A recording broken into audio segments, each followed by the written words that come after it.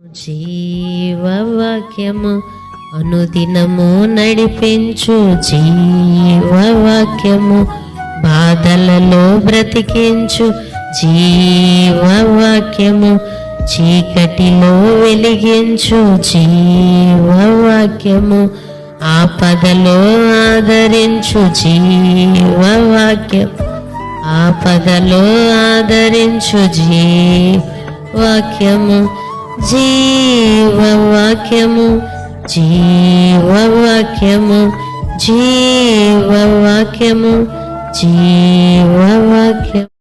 క్రీస్తునందు ప్రేమైన దేవుని బిడ్డలారా, ఈ దినము సెప్టెంబర్ 14వ తేదీ లేఖన భాగము కొరింథీయులకు రాసిన 2వ పత్రిక 6వ అధ్యాయములో నుండి దేవుని యొక్క వాగ్దానము 16వ వచనము, నేను వారిలో నివసించి సంచరించెదను.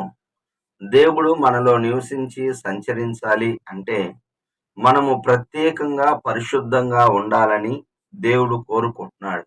హల్లెలూయా. అవునండి, పరిశుద్ధాత్మ దేవుడు మనలో నివసించటానికి కూడా మరి పరిశుద్ధంగా మనం జీవించినప్పుడు, విశ్వాసంతో మనము దేవుని ఆహ్వానించినప్పుడు మనలోనికి వచ్చి నివసిస్తాడు. అవును, ఆనాడు మరి షడ్రకు మేషకు అబేద్నెగోలు దేవుని కొరకు నిలబడ్డారు. అనగా నెబుకద్నెజరు పెట్టిన ప్రతిమకు నమస్కారము చేయండి అన్నప్పుడు మేము చేయము అని వారిని అగ్నిగుండలేసినప్పుడు ఆ అగ్నిగుండంలో దేవుడు వారి మధ్య సంచరించాడు. అంటే దేవుడి కొరకు నిలబడి ప్రత్యేకంగా అందరూ మొక్కకుండా ప్రత్యేకంగా ఉన్నదాన్ని బట్టి దేవుడు వారిలో నివసించాడు. అవును, మార్తా మరియా లాజరుని కొత్త నిబంధనలో బేతనీకి యేసు ప్రభువారు ఎక్కువ వెళ్తూ ఉండేవాడు.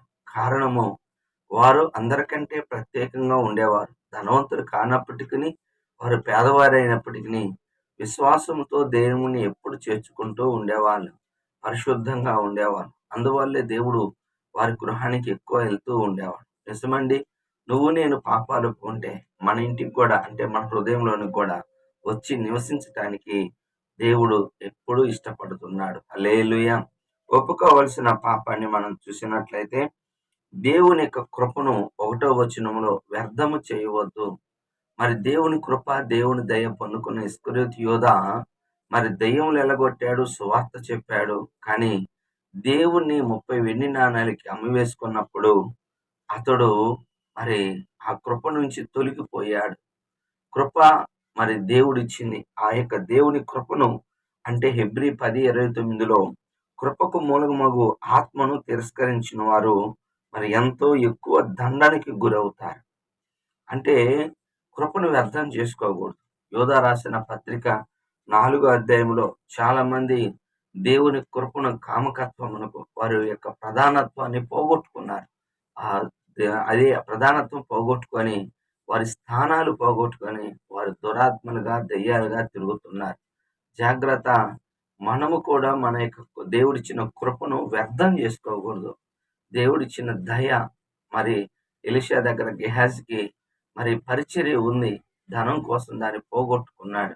చివరికి కుష్టి వ్యాధి తెచ్చుకున్నాడు. జాగ్రత్త. మనము జాగ్రత్తగా ఉండాలని దేవుని యొక్క వాక్యము సెలవిస్తుంది. అనుసరించవలసిన ఆజ్ఞ 5వ వచనము, మరి అపోస్తలుడైన పౌలు గారు అంటారు, మిక్కిలి శ్రమల్లో, ఆపదల్లో, ఉపవాసాల్లో, కరువుల్లో, ప్రమాదాల్లో, ఉపద్రవంలో మిక్కిలి ఓర్పు గలవారమై ఉంటిమి. అవునండి, ఓర్పు గొప్ప కార్యములను ఆపుతుంది. హెబ్రీయులకు రాసిన పత్రిక 6వ అధ్యాయము 11-15 వచనాలలో అబ్రహాము గారు మరి ఎంత దేవుని యొక్క మాట నమ్మి ఓర్పుతో వాగ్దాన ఫలం పొందుకున్నాడు. మరి సంతానం ఇస్తానంటే బలహీనుడు కాకుండా విశ్వాసంలో మరి దాదాపు 25 సంవత్సరాలు ఓర్పు కలిగి ఉన్నాడు.